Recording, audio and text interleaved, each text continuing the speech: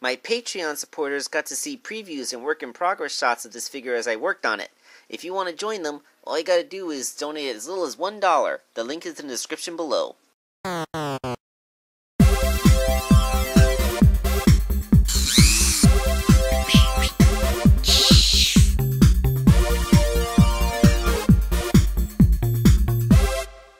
Hey out there! Remember last month when I made that Scourge figure and I said it was for a guy named Isaac?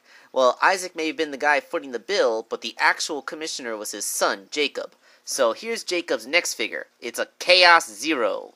Yeah, good old Chaos. Now we all may remember Chaos as his cameo in Sonic Forces, although I think it's worth noting that this request was made well before Sonic Forces was actually released. So this kid isn't jumping on the Forces bandwagon. He was a fan of Chaos, from his original context. So the base figure, like usual, is going to be the Werehog. In fact, this is the same Werehog where I got the head off to make Infinite.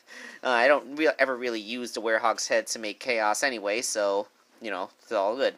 I also removed the feet because Chaos doesn't really have shoes. Speaking of feet, let's start there. As usual, I just made the feet so that the legs would be able to stick into them, but then I realized that this is kind of too short.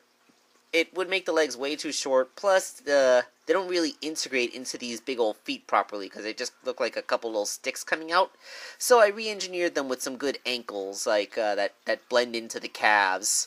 I guess you could say that Chaos has some pretty epic cankles right there.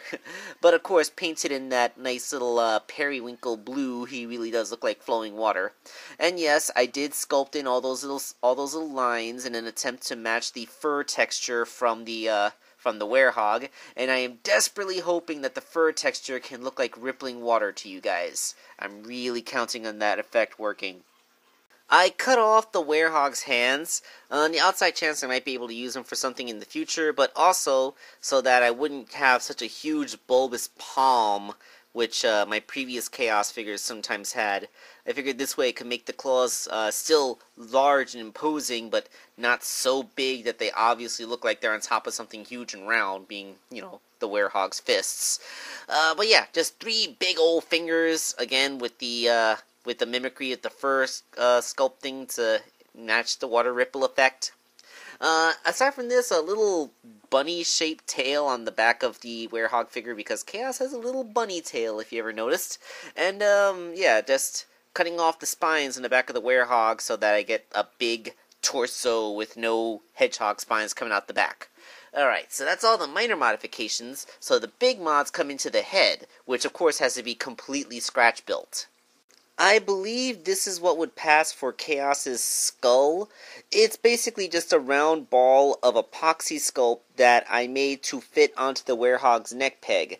That little thing to the right is the brain. I ended up having to make another one a little bit smaller, but it's the same basic shape. So once this hardened, it gave me a base that I could use to basically put all the features on. First, I made it a bit bigger, of course. Need room to expand because Chaos needs to have a void in there to put the brain in. Then it's 2 big things coming out the back, a couple of sideburns, that tower he has on top of his head, and of course his big old eyes. Yes, Chaos is one of those creatures that has eyes but no mouth because, he doesn't eat. He's a gelatinous Chaos being. So painted all periwinkled up, you see, once again, he looks like he's made out of water, so much so he didn't want to photograph properly. But then this is where the final gimmick of the figure comes in. I stick the head into a little void space, the brain in the void space on the top of the head, and fill that in with a bit of hot glue. Hot glue has this nice little translucent lensing effect, creating the whole you can see my brain through my head look. Of course, I can't make the entire figure out of translucent materials because, well, I don't have that kind of equipment.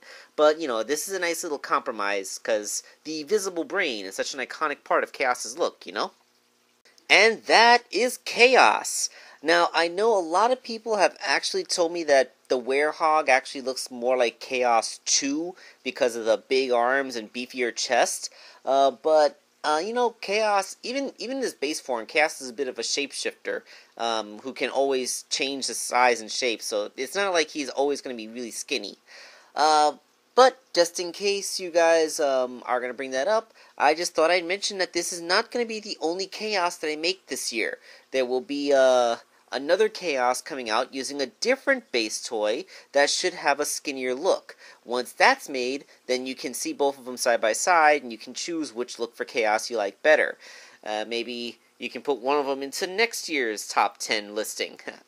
Alright, so with that, this Chaos figure is complete. I got some more stuff to do this month. Hopefully we'll have another member of the Champions from Breath of the Wild before January ends. But for now, I should sign off. Have a good day, guys.